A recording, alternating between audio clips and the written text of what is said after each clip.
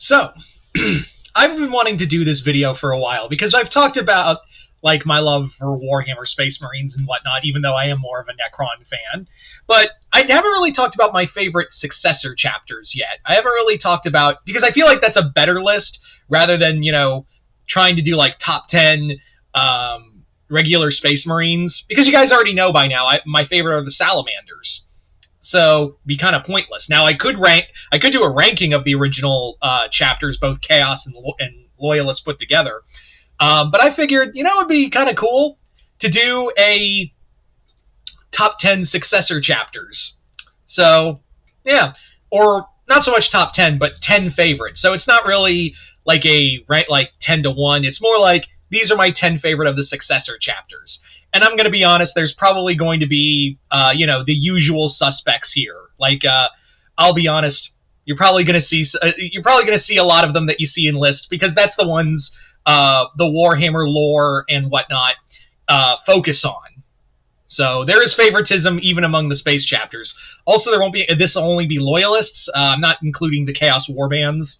So this is solely on Loyalist only. And also, if you think a Successor chapter on here deserves to be on here, or doesn't deserve to be on here, that's totally fine. I'm always excited to hear in the comments what your 10 favorite Successor chapters are. So, yeah. Just comment below, let me know.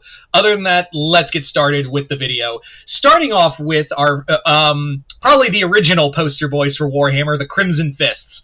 I think we can all agree Rin's World is probably one of the best Warhammer books, but the Crimson Fists are pretty awesome. They like how they managed to hold their own against the Orc Wa, and everything going wrong for them was just pretty. It was like everything that went wrong should go wrong for them could go wrong. Kind of like someone else on this list. But the Crimson Fists were also one of the more human members of the Sons of like one of the Dorn chapters. Remember, they are Imperial Fist successors, and the Imperial Fists aren't really known for their humanity. But the Crimson Fists were very much like a human moment. Shall I tell everyone which moment I'm talking about specifically? But yeah. So the Crimson Fists, Rin's World alone, and also their short stories, really cool. I really wish we could get more with the Crimson Fists in current Warhammer.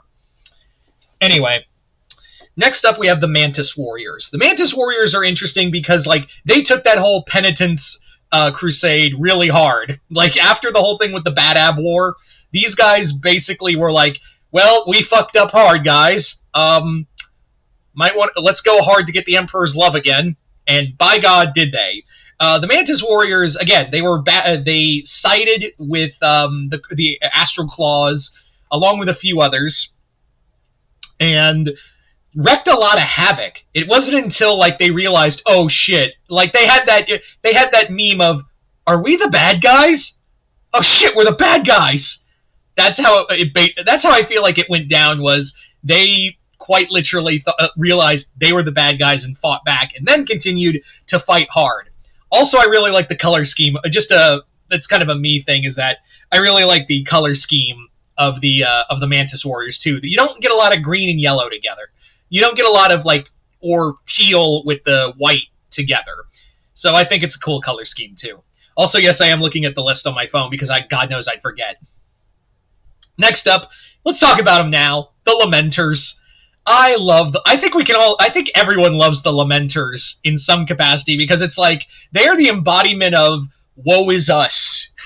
Because everything that everything that could go wrong for them does go wrong. Even like the luckiest Lamenter Space Marine is basically by luck. You still have both your legs and one arm still functioning. It wasn't like with the Mantis Warriors, who were eventually accepted back. The Lamenters were constantly just seen as, you guys betrayed, the Imperium and all that, and the Lamenters continued to be like, yeah, we're okay, we're fine. Guys, you want to help? We bumped into a Tyranid. We bumped into a Tyranid swarm. Can you guys help us? No, fuck you, you're Chaos. We're not Chaos. We're not traitors. Can you help? Come on, guys. No, you betrayed the Imperium. Go die. Okay. That's the life of a lamenter. But they are. But I do like how these characters know shit has gone wrong for them, but they still continue to fight. Even their battle cry, "For those we cherish, we give our lives." I know I'm kind of paraphrasing, but still, that embodies everything good about them. That despite everything that goes wrong for them, they still fight for the Imperium. So, and they still fight for humanity. So, yeah. How can I know a lot of people like agree that the Lamenters are probably their favorites when it comes to successor chapters, which is not which I can easily see why. Anyway, next up, the Black Templars, arguably everyone's favorite successor chapter, except mine. I think they're. I'm going to say something a little heretical right about now. I think they're a little overhyped. Yes, Hell's Reach is a great fan film as well as an awesome book series, but I think they're just a little overhyped. But I will give them this. It is cool to see them just go, fuck it, we ball whenever something happens. So the Black Templars are, like, even though, yes, I think they're a little overhyped, I still enjoy seeing them. There's something about seeing these, hulking religious rage giants coming in and just fucking shit up, whether it be orcs or Xenos or Chaos or furries.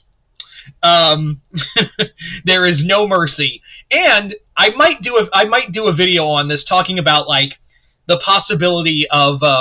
There's been a lot of whispers now that Rogel Dorn could be the next returning Primarch, but under the banner of the Black Templars. So I might do a video on that, kind of just talking about my thoughts on it. Anyway, but the Black Templars are. I know it's kind of a basic bitch answer, but still, they're kind of fun to watch sometimes. Anyway, next up, another one that everyone really loves, the Space Sharks. It's really hard not to like how awesome and just how edgelord cool the Carcharodons are, especially like Tyberos the Red Wake. It's like, to quote Abridged Vegeta, "Oh my god, they're so goddamn cool!" That's the best way to describe the Space Sharks, is that they're just cool.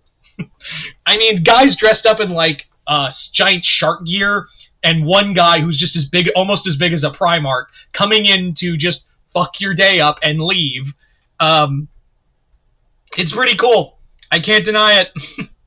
Next up, the Dark Krakens. The Dark Krakens are basically the salamanders, but as underwater. They're kind of neat. I wish we'd get more with the Dark Krakens. There isn't a lot with them, but I enjoy that they're basically like their salamander originators, but here they fight deep water monsters. Like, their whole thing is like, we just jump underwater and punch the shit out of sea monsters till they're dead. And I'm like, okay, I like that. So I enjoy them. I also like the purple and black scheme to them. I think that's a pretty cool one, and I like the Kraken symbol on them. I think design-wise, they're pretty solid for a successor chapter. Next up, the Minotaurs. The Minotaurs are just the epitome of asshole. But it's not like the Marines Malevolent or the Angry Marines, where it's like, man, these guys are dicks for no reason. And it's kind of fun to watch the Salamanders beat on the Marines Malevolent.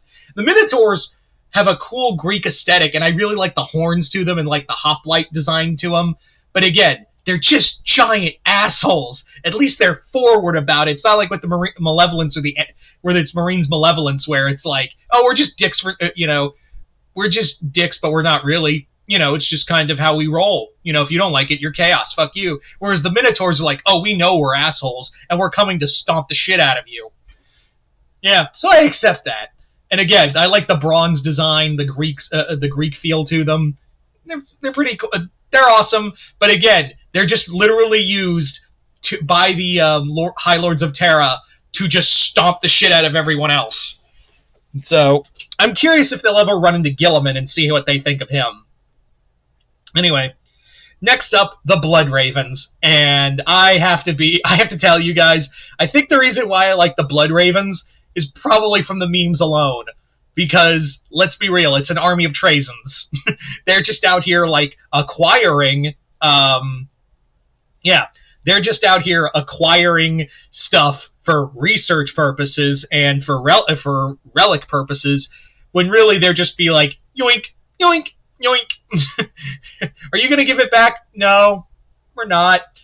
So, but I do like, again, there is a reason for it, but I think, I'm like, just to be honest, it's the memes. That's why I like the Blood Ravens. Anyway, next, the Flesh Terrors. The Flesh Terrors, they really only have one book, and it's an okay one at best.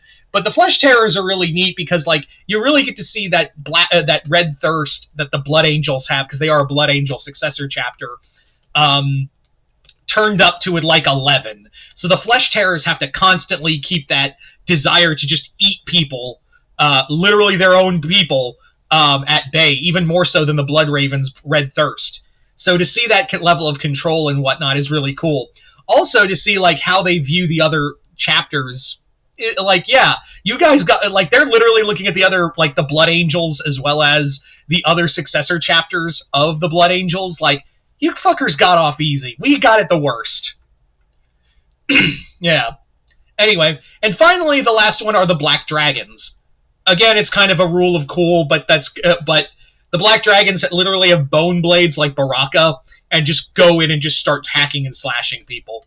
I know a lot of this is kind of like, oh, they're because they're cool, but that's kind of what Warhammer is at the end of the day, right? Especially with the successor chapters. Aside from, like, the Lamenters and the Black Templars and the Crimson Fists and a little bit of the Mantis Warriors, the rest are just kind of, they're cool. They're just cool to look at. But the Black Dragons, just the idea of this 8-9 foot dude with, like, 6 foot bone blades coming at a heretic Space Marine to just gut him is a pretty awesome sight. So there you go, guys. That is pretty much my 10 favorite successor chapters. Was a lot of it from? Yeah, because they're cool. But that's kind of the point, is that they just look cool. There isn't a lot of, like, the Space Sharks have good books. Lamenters have good stories. You can't find them anywhere. But a lot of them, and again, the Black Templars, Crimson Fists, and Lamenters, and the Flesh Terrors all have good books to them. But a lot of it is just rule of cool, right? So you guys tell me in the comments below, what are your 10 favorite successor chapters? Just comment below, let me know. Other than that, hope you all enjoyed this. I'm Mr. Multiverse. I'll see you next time in the Multiverse.